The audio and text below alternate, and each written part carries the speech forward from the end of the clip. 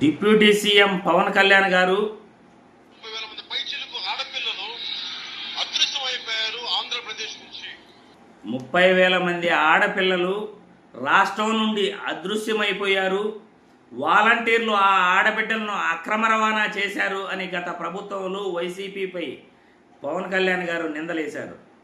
మొన్న అసెంబ్లీలో 2019 నుండి 24 వరకు కేవలం 46 మంది మాత్రమే అమ్మాయిలు అక్రమ రవాణా అయ్యారు అంటూ నిజ నిర్ధారణ అసెంబ్లీలో చేయటం జరిగింది.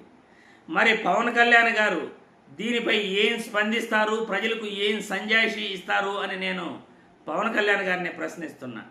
30,000 మంది అమ్మాయిల్ని వాలంటీర్లు అక్రమ రవాణా చేశారు అనటం ఆర్గనైజ్డ్ క్రైమ్ కాదా అని నేను ఈ వీడియో ద్వారా ప్రశ్నిస్తున్నాను. ప్రతిపక్షంలో ఉన్నప్పుడు నోటికొచ్చిన విమర్శలు చేయటం ఇది క్రైమ్ కాదా?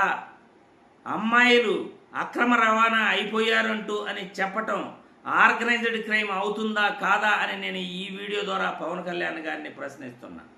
మీరు ప్రజలకు సంజాయిషి చెప్తారా, లేకపోతే మీరు మాట్లాడిన మాటలు తప్పని ఒప్పుకుంటారా, లేకపోతే మీరు మాట్లాడింది నిజమే అని ఒప్పుకుంటారా?